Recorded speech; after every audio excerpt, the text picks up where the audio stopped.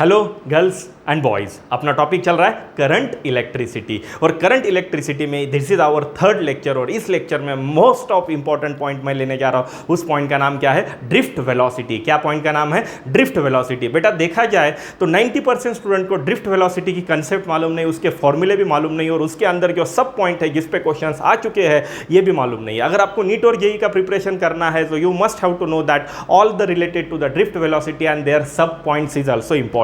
तो चलिए शुरू करते हैं अपनी ड्रिफ्ट वेलोसिटी। तो मैं यहां पे देख लो बेटा, हेडिंग डाल देता हूं। Heading of that is nothing but drift velocity.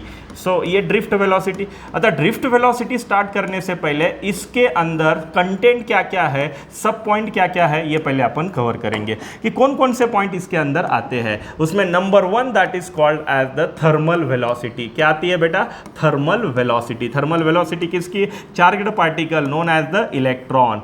Thermal velocity मैंने आपको इसके पहले ही बोला था, जब हम करंट की स्टडी कर रहे हैं अपने करंट की स्टडी कर रहे हैं अपने फिजिक्स में, तो आपको समझ में आना चाहिए सॉलिड मटेरियल है तो कौन है? Free electron. Charge particle is nothing but the free electron. Thermal velocity number 2 is nothing but that is called as the average thermal velocity. क्या रे बेटा? Average thermal velocity. Average thermal velocity के बाद आता है number 3 that is called as the free path. क्या आता है? Free path. ये जो फ्री पाथ है ना बेटा, ये कंसेप्ट अपने को गैसेस में भी आएगी। सो that is the kinetic theory of gases. Gases में भी ये अपने को आने वाला है, स्टेट्स ऑफ मैटर में। Free path. फ्री पाथ के बाद नंबर 4 में जो आएगा, so that is nothing but the force. देख लो बेटा, फ्री पाथ। फ्री पाथ के बाद आएगा, so that is here time of relaxation. मैं यहां पे लिख रहा हूं, that is called as the time of relaxation. Time of relaxation. So ठीक से देख लो बेटा, रिलैक्सेशन। उसके बाद नंबर 5 में क्या आएगा? That is called as the force and acceleration. Force and acceleration on किंवा force and acceleration on charged particle due to electric field. 6 number में क्या आएगा बेटा?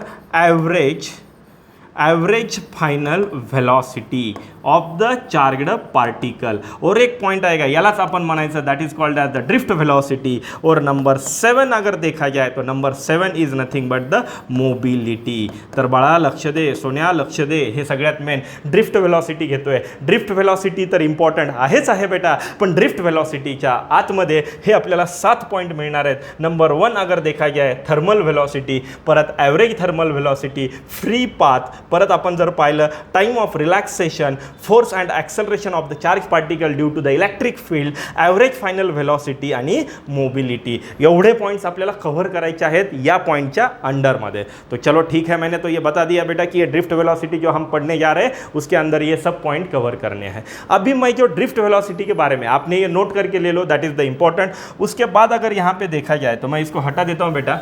ड्रिफ्ट वेलोसिटी सर होती क्या है? सबसे मेन क्या है कि ड्रिफ्ट वेलोसिटी होती क्या है? So that is the important. तर मराठीमध्ये मी सांगेल, अगोदर मी मराठीमध्ये सांगतोय, अशी वेलोसिटी की ज्याच्यामुळे एखादी बॉडी वाहून जाते। सो दैट इज द इम्पॉर्टंट। अशी वेलोसिटी की ज्या वेलोसिटीमुळे एखादी बॉडी वाहून जाते। इथे बॉडीला रिप्लेस करायचं आणि काय घ्यायचं बेटा? इलेक्ट्रॉन। तो ऐसी वेलोसिटी, उस वेलोसिटी के वजह से इलेक्ट्रॉन बह रहा है, तब उसको जो वेलोसिटी को कंसिडरेशन में लाएंगे उसको हम क्या बोलेंगे? Drift velocity. चलो मैं एक आसान सा एग्जांपल लेता हूं। दैट आसान सा एग्जांपल इज नथिंग बट एक स्विमर है और इस स्विमर को नदी क्रॉस करना है, लेकिन वो क्या होता है, जहां पे उसको जाना है पानी के फ्लो के वजह से वो दूसरी तरफ जाता है। इसका मतलब वो बह जाता है क्योंकि वो ड्रिफ्ट कंडीशन में होता है। That is called as the drift velocity. अगर यहां पे देख लो, ये जो नदी है उसको रिप्लेस करेंगे हम और क्या लेंगे बेटा? कंडक्टर। और ये जो स्विमर है उसको रिप्लेस करके हम क्या लेंगे? Charged particle. In the conductor charge particle is known as the free electron. You can say like that the only electron is there. तो यहाँ पे देख लो, मैं यहाँ पे एक बहुत अच्छे से डायग्राम निकालता हूँ। What is that diagram? So that is nothing but यहाँ पे देख लो बेटा, ये कंडक्टर है। ये क्या है? It is a conductor. तो मैंने इसके पहले जो सब पॉइंट थे वो आपको लिख के लेना है। ये कंडक्टर है। इस कंडक्टर के अंदर बहुत सारे इलेक्ट्रॉन्स है, बहुत सारे इलेक्ट्रॉन्स है, नो प्रॉब्लम। अभी ये जो बहुत सारे इलेक्ट्रॉन है ना बेटा, ठीक से देख लो, ये इलेक्ट्रॉन है, बहुत सारे इलेक्ट्रॉन है। अभी यहाँ पे देख लो, यहाँ पे बहुत सारे इलेक्ट्रॉन होते हैं, तो ये electron at the room temperature, ये जो इलेक्ट्रॉन्स होते हैं इसके अंदर, ये जो इलेक्ट्रॉन आहे, इथे जर पाहिलं मी तर बॅटरी कनेक्ट केली आहे क्या? नाही केली. मी इथे बॅटरी कनेक्ट नाही केली. जरी मी बॅटरीला कनेक्ट नाही केलं तरी पण, जरी मी बॅटरीला कनेक्ट नाही केलं तरी पण याच्यामधले जे इलेक्ट्रॉन आहेत किंवा जे चार्ज आहेत ते एका जागेवर थांबत नाहीत. They having some velocity that is known as the thermal velocity. त्यांच्याकडे थर्मल व्हेलॉसिटी आहे. बोले तो एक कोई इधर जाएगा, कोई इधर जाएगा, कोई इधर जाएगा, कोई इधर जाएगा, कोई इधर जाएगा. सिंपल आहे. सो दॅट इज हियर. का बरं? ॲट द रूम टेम्परेचर त्यांच्याकडे काहीतरी थर्मल व्हेलॉसिटी असते. तो मैं यहाँ पे लिखता हूँ that is called as the thermal velocity. त्यांच्याकडे कोणती वेलोसिटी असते? थर्मल वेलोसिटी होती है. तो ये थर्मल वेलोसिटी के वजह से, अभी ये थर्मल वेलोसिटी त्याच्यामध्ये असते रूम टेम्परेचरला, and that having the value 10 to the power 4 और 10 to the power 5 metre per second. That is the thermal velocity of the electron in the conductor जब यहाँ पे कोई इसको बैटरी लगाई नहीं है. तर तो इकडे तिकडे फिरत असतात. पण ज्या वेळेस आपण यहाँ पे देख लो बेटा, जब हम यहाँ पे बैटरी लगा देते हैं तो बैटरी लगाने से, लक्ष दे बेटा, बॅटरी लावल्यामुळे, हे प्रत्येक बॅटरी लावल्यामुळे याच्यावरती काहीतरी फोर्स ॲक्ट होतो. आणि का फोर्स ॲक्ट होतो? Due to the electric field. आणि या फोर्स ॲक्ट झाल्यामुळे हे जे इलेक्ट्रॉन आहेत ज्यांना इथे जायचं होतं ते इकडे येतील, ज्यांना इकडे जायचं होतं ते इकडे येतील. तो त्याच्यामुळे तो त्याच्या फायनल पोझिशनपासून थोडासा शिफ्ट होईल. आणि तो शिफ्ट होताना जी व्हेलॉसिटी कन्सिडर केलेली असते त्या व्हेलॉसिटीला आपण काय म्हणतोय? That is the drift velocity. So that is called as the drift velocity. Drift velocity की डेफिनेशन देखा जाए तो डेफिनेशन क्या हो सकती है, या तो उसका स्टेटमेंट क्या हो सकता है?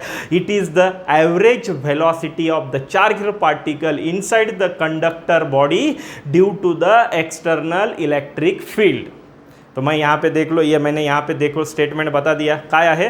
Drift velocity is nothing but it is the average velocity of the charged particle inside the conducting material due to electric field. और एक बार बताता हूँ मैं क्या है. It is the average velocity of charged particle inside the conductor due to electric field is known as the drift velocity. अभी drift velocity का मैंने आपको डेफिनेशन बता दिया. आता इथे आपण पहिला पॉइंट घेतोय, that is called as the thermal velocity. Thermal velocity किसे बोलते हैं? In the any conducting material. Look at here, in the any conducting material. कुठल्याही कंडक्टिंग मटेरियलमध्ये millions of free electrons are there. आणि ते millions of free electron at the room temperature, they having some velocity which is known as the thermal velocity, and that thermal velocity is equal to 10 to the power 4 or 10 to the power 5 meter per second. But that velocity is a vector quantity, but their motion is a random, therefore they having the random motion. तो कौन सी motion है ये? random motion. What is the meaning of random motion or random direction? That is nothing but the all possible direction related to the X Y Z positive and negative axis. तो ये आपको समझ में आना चाहिए. तो पहला पॉइंट यहीं पे क्लियर हो गया. क्या हो गया? पहिला पॉइंट क्लियर हो गया. काय झाला? पहिला पॉइंट क्लियर झाला की कुठल्याही याच्यामध्ये आपल्याला थर्मल, आपण ड्रिफ्ट वेलोसिटीकडे जातो. मी त्याचे स्टेटमेंट, त्याचा इम्पॉर्टंट पॉईंट सांगितला आहे. पहिला पॉईंट घेतो that is a thermal velocity. Thermal velocity काय आहे? तर एक कंडक्टर आहे, कंडक्टरला बॅटरी लावलेली नाही आहे, अजिबात बॅटरी लावलेली नाही आहे. यहाँ पे देख लो, मैं इसकी बैटरी निकाल रहा हूँ. याला मी अजिबात बॅटरी लावलेली नाही आहे, कुछ भी बॅटरी कुछ नाही लगाई. तभी भी लक्ष दे, बॅटरी नाही लावली तरी पण त्याच्यामधल्या इलेक्ट्रॉनमध्ये व्हेलॉसिटी आहे. ती व्हेलॉसिटी कुणामुळे आहे? त्याच्या रूम टेम्परेचरला असलेल्या टेम्परेचरमुळे. म्हणून त्याला आपण कोणती व्हेलॉसिटी म्हणतोय? Thermal velocity. किती असते? 10 to the power 4 और 10 to the power 5 metre per second. बहुत भारी बता रहा हूँ, जलवा बता रहा हूँ. आणि त्याची डायरेक्शन कशी असते? That direction is nothing but, उसकी डायरेक्शन होती है random, all possible direction along X Y and Z, positive and negative axis. तो ये आपको यहाँ पे मालूम होना चाहिए. That is called as the drift velocity. मतलब पहला पॉइंट उसको हम क्या बोलेंगे? Thermal velocity. अभी ये थर्मल वेलोसिटी तो मैंने ले लिया. आता अपन जो पॉइंट घेऊया that is called as the average thermal velocity. क्या लेने जा रहे हैं हम? Average thermal velocity. What is that average thermal velocity? Look at here बेटा, एवरेज थर्मल वेलोसिटी. आता एवरेज थर्मल वेलोसिटी अपने पास यहाँ पे देखा जाए तो electrons, number of electrons are there. त्याच्यामध्ये आपण जर पाहिलं average thermal velocity is nothing but it is the initial velocity of the electrons. इलेक्ट्रॉनच्या इनिशियल व्हेलॉसिटीलाच आपण काय म्हणायचं ॲव्हरेज. सो देख लो इलेक्ट्रॉनच्या इनिशियल व्हेलॉसिटीलाच अपन क्या बनाना है that is a thermal velocity. अपने पास बहुत सारे इलेक्ट्रॉन है. पहले इलेक्ट्रॉन का सपोज करेंगे वेलोसिटी कितना है u1, दूसरे का कितना है u2, तीसरे का कितना है u3 डॅश डॅश डॅश असे किती आहेत आपल्याकडे इलेक्ट्रॉन n नंबर. आणि लास्ट n नंबरच्या इलेक्ट्रॉनची वेलोसिटी किती आहे बेटा un. आपल्याला काय काढायची average thermal velocity. So that is here. तो अपने को ॲव्हरेज थर्मल वेलोसिटी काढायची आहे म्हणून मी इथं घेतो that is v average. Average thermal velocity is equal to that is u1 plus u2 plus dash dash dash. So that is called as the un upon n. N is called number of electrons. U1 is called initial velocity of first electron. U2 is called initial velocity of second electron. Un is called initial velocity of the nth electron. लेकिन यहाँ पे देख लो बेटा random motion है. Random motion का मतलब क्या होता है. चलो मान लिया number of millions of electron में से कुछ इलेक्ट्रॉन अगर ऊपर जा रहे हैं so that is nothing but 100 electron ऊपर जा रहे हैं तो उतने इलेक्ट्रॉन नीचे जा रहे हैं. तो direction opposite they are cancel to each other. जितने इलेक्ट्रॉन आगे जाएंगे उतने इलेक्ट्रॉन पीछे जाएंगे. They are cancel to each other. जितने इलेक्ट्रॉन राइट साइड जाएंगे उतने ही लेफ्ट साइड जाएंगे. तो इसका मतलब डायरेक्शन अपोजिट होने से उनकी सब्ट्रैक्शन होकर एक दूसरे को कैंसिल करेंगे. That is nothing but the average thermal velocity.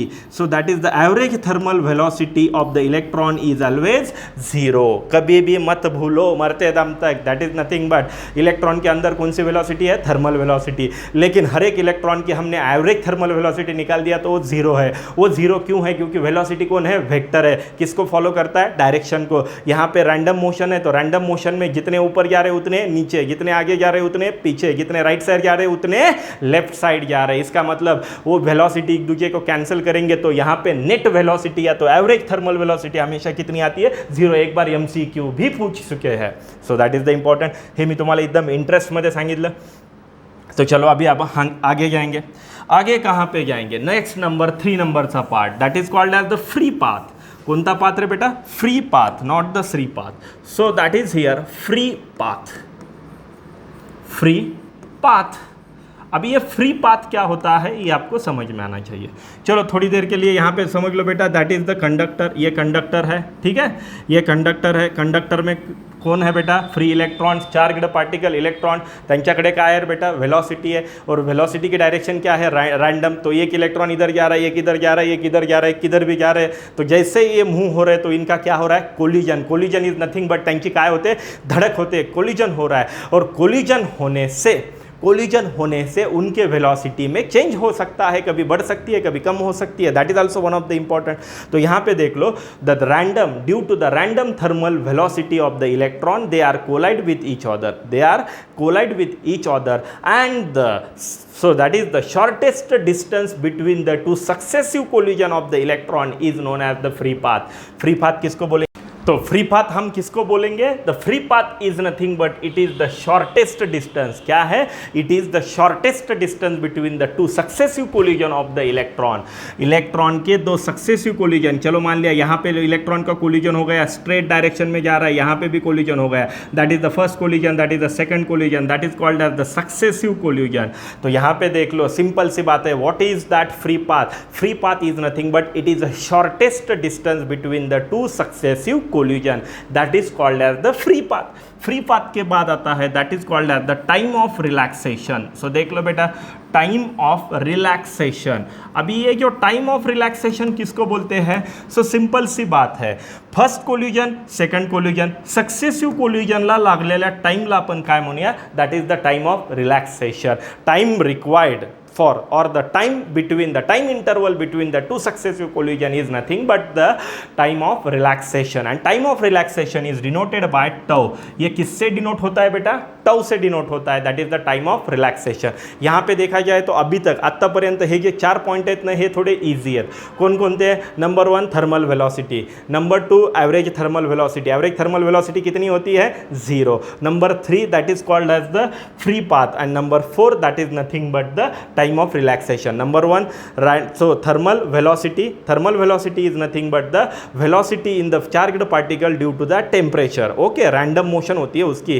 परत आपण घेतलं, एवरेज थर्मल वेलोसिटी कितनी है, 0 है। उसके बाद अगर हम यहाँ पे जाएंगे सो that is the free path distance between the two successive collision, और उसके लिए लगने वाले टाइम को क्या बोलेंगे, टाइम ऑफ रिलॅक्सेशन. काय म्हणूया आपण त्याला, टाइम ऑफ रिलॅक्सेशन. आता इथे मोस्टली जर आपण पाहायला गेलो तो यहाँ पे देख लो अभी मेन पार्ट चालू होता है, आणि तो मेन पार्ट म्हणजे काय, ज्याच्यावरती कॅल्क्युलेशन बेस्ड MCQ येऊ शकतात, दॅट इज नथिंग बट, आणि तो पार्ट म्हणजेच कोणता आहे त्याला मी असं म्हणतो force and acceleration. Force and acceleration act on charged particle due to क्या रे बेटा, electric field. So force and, ठीक से देख लो, force and acceleration act on charged particle due to electric field. अभी ये क्या बात है तो मैं आपको यहाँ पे बताता हूँ, ठीक से देख लो बेटा. यहाँ पे देख लो, मैं एक कंडक्टर निकाल रहा हूँ, मी इथे एक कंडक्टर काढतो बेटा, दैट इज द कंडक्टर. यहाँ पे देख लो ये कंडक्टर है, चलो मान लिया.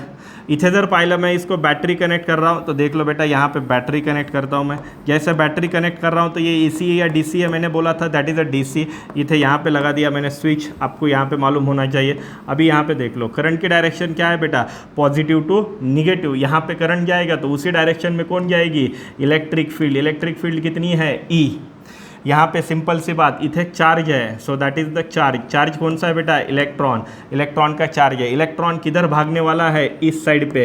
इलेक्ट्रॉन इधर भाग रहा है क्योंकि इसको इलेक्ट्रॉन को खींच रहे हैं.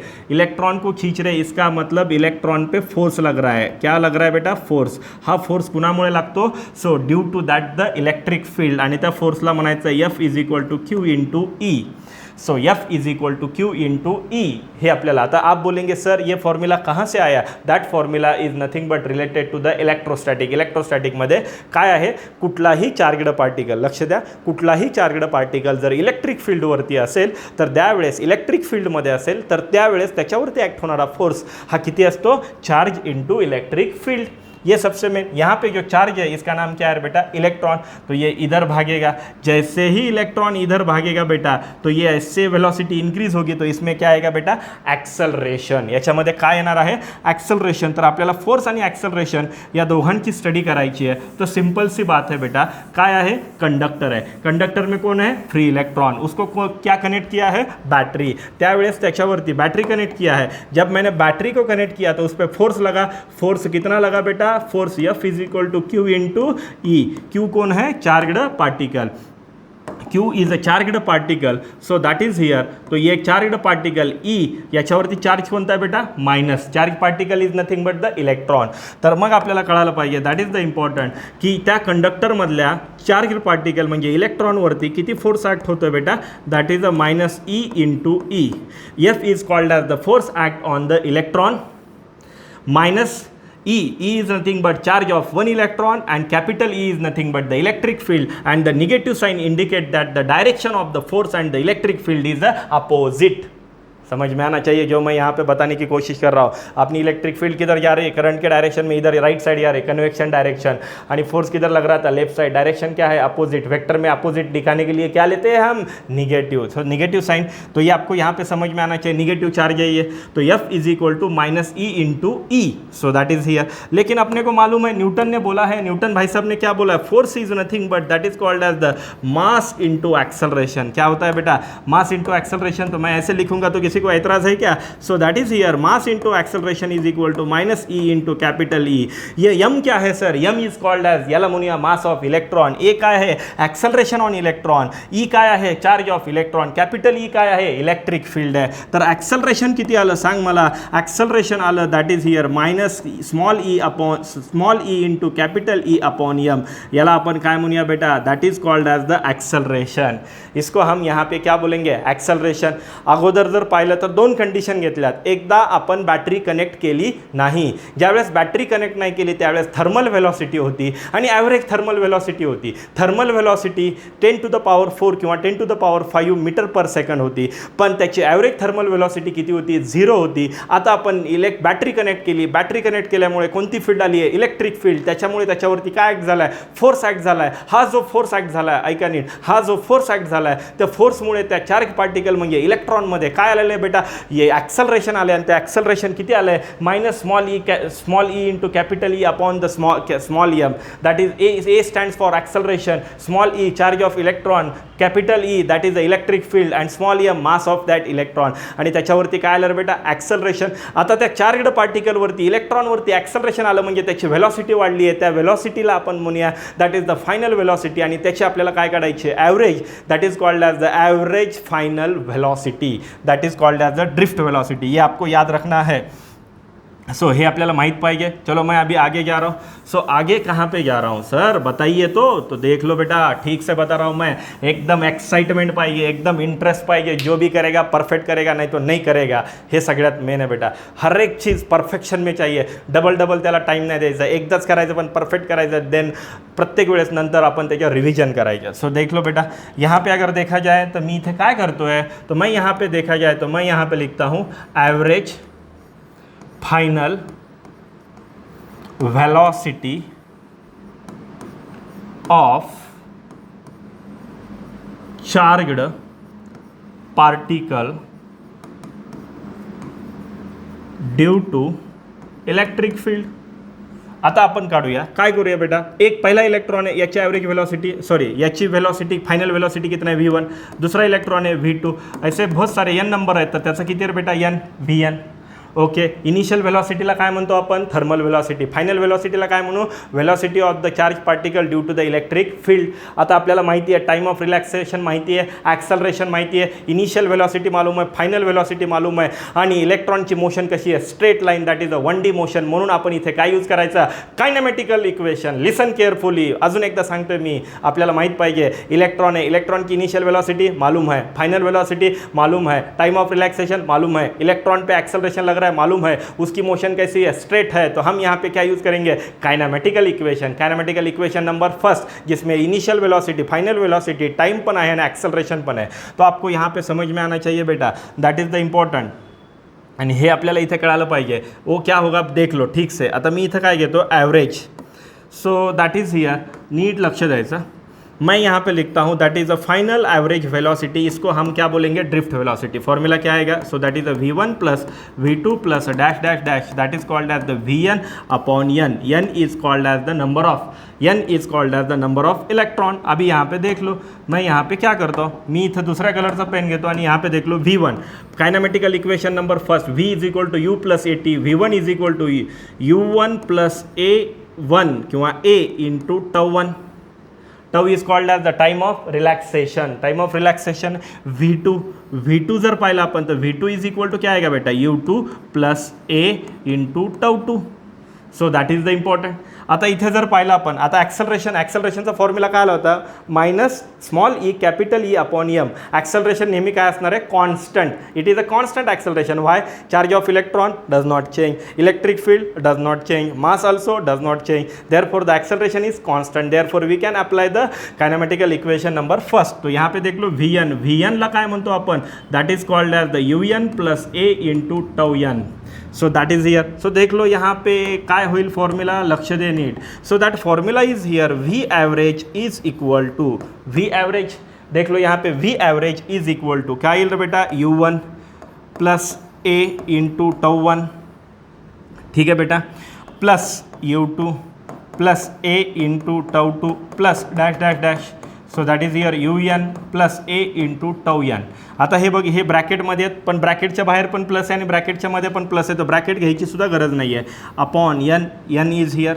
आता मी काय करतो यांच्यामध्ये मी यांना असं सेपरेट करतो. कुणाला प्रॉब्लेम आहे का u1 plus u2 plus dash dash dash that is called as the un upon n plus इथे जर पाहिलं a कॉमन काढतो आणि इथे इन ब्रॅकेट काय येईल बेटा τ1 plus τ2 plus dash dash dash that is called as the τn time of relaxation upon n. लेकिन बेटा आपको मालूम है क्या मालूम है अभी लिया था मैंने इनिशियल वेलोसिटीचा ॲव्हरेज दॅट इज ऑलवेज 0. त्याला म्हणायचं thermal velocity average thermal velocity. आणि इथे जर बघितलं τ1 τ2 so that dash upon n याला आपण काय म्हणूया टाइम ऑफ रिलॅक्सेशन. आणि हा टाइम ऑफ रिलॅक्सेशन कोणता घ्यायचा that is the tau that is called average time of relaxation. Average time of relaxation. Average time of relaxation. तो यहाँ पे देख लो बेटा फॉर्मूला क्या बन गया, दिमाग लगा के काम करो। सो यहाँ पे हम क्या लेते हैं फॉर्मूला क्या हो गया देख लो जरा। सो दॅट इज हियर काय झाला फॉर्म्युला, तो फॉर्म्युला असा झाला आपला की v average is equal to v average is equal to ये तो ज़ीरो है, ये ए है, इंटू क्या है रे बेटा टव, ए म्हणजे ॲक्सलरेशन माहिती आहे minus E into capital E upon small M into tau, आणि याला यही जी आपण व्ही ॲव्हरेज काढली आहे ह्या व्ही ॲव्हरेजलाच आपण काय म्हणायचं आहे ड्रिफ्ट वेलोसिटी, इसको हम यहाँ पे क्या बोलेंगे drift velocity. So that is here and that drift velocity is here constant and maximum। कस काय constant है, E charge of electron constant, capital E electric field constant, mass constant, time of relaxation constant. तो कभी भी मत बोलो बेटा, आणि ते म्हणजेच काय, यहाँ पे देख लो ड्रिफ्ट वेलोसिटी, यहाँ पे देख लो ठीक से drift velocity V D is equal to, so that is here V D drift velocity V D is equal to minus E into capital E upon small M into tau. ये भी formula आप use कर सकते हो, या तो याच्या अगोदर आपल्याला एक माहिती आहे कोणता फॉर्म्युला बेटा, so that is nothing but आपल्याला माहिती आहे current due to the linear motion I is equal to n e v A, so that v is nothing but the drift velocity, so drift velocity vd is equal to I upon n e into a।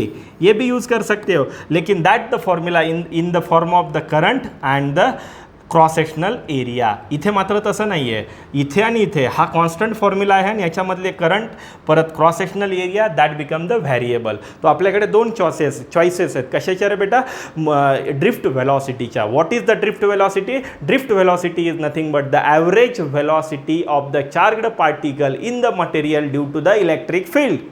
तो ये सबसे main है, so that is the drift velocity, ये तो मैंने आपको यहाँ पे बता दिया। आता याच्या रिलेटेड अजून एक इम्पॉर्टंट पॉइंट है, उसको हम यहाँ पे बोलेंगे दैट इज द मोबिलिटी। काय म्हणायचं आपण त्याला, mobility. So mobility, what is that mobility, mobility is denoted by mu is equal to drift velocity per unit electric field, इसको हम यहाँ पे क्या बोलेंगे mobility। so mobility is nothing but the drift velocity per unit electric field। तो यहाँ पे mu is equal to drift velocity का formula minus e into capital E upon small m into tau upon E, so that E and E get cancel, so that mu is equal to minus e into tau upon m। वेगवेगळे formulas इथं cover झाले। यहाँ पे देख लो बेटा drift velocity पे जब question आता है तो दैट टाइम समझ लेना कि ये हाई लेवल पे या तो कॉम्प्लिकेटेड लेवल पे क्वेश्चन आ गया। मोस्ट ऑफ टाइमस येईल असा क्वेश्चन नहीं है, लेकिन आ गया तो अपने को प्रिपेयर होना चाहिए, अलर्ट होना चाहिए, ये सबसे मेन है। तो ये आपको यहाँ पे समझ में आना चाहिए। तो ये मैंने आपको बता दिया। आज मी जे तुम्हाला सांगितलं ते म्हणजेच काय सांगितलं बेटा, सिंपल ते म्हणजेच काय ड्रिफ्ट वेलोसिटी, त्याचे सब पॉईंट सांगितलेत। आत्तापर्यंत आपले करंट इलेक्ट्रिसिटीचे 3 लेक्चर झाले, त्या 3 लेक्चरमध्ये आपण भरपूर पॉईंट्स घेतलेत, हे इम्पॉर्टंट आहेत। लगेच ओहम्स लॉ स्टार्ट होत नसतो, याच्या रिलेटेड भरपूर क्वेश्चन्स येत असतात, आलेले आहेत सुद्धा, हे कळालं पाहिजे। ड्रिफ्ट वेलोसिटी, त्याचे sub point number 1 thermal velocity, average thermal velocity, free path, time of relaxation, परत बघितलं force and acceleration due to electric field, average velocity and the mobility. तर हे पॉईंट्स आपल्याला इथे कव्हर झाले पाहिजेत। ओके, तो आज के लिए इतना ही काफ़ी है, सो पैकअप।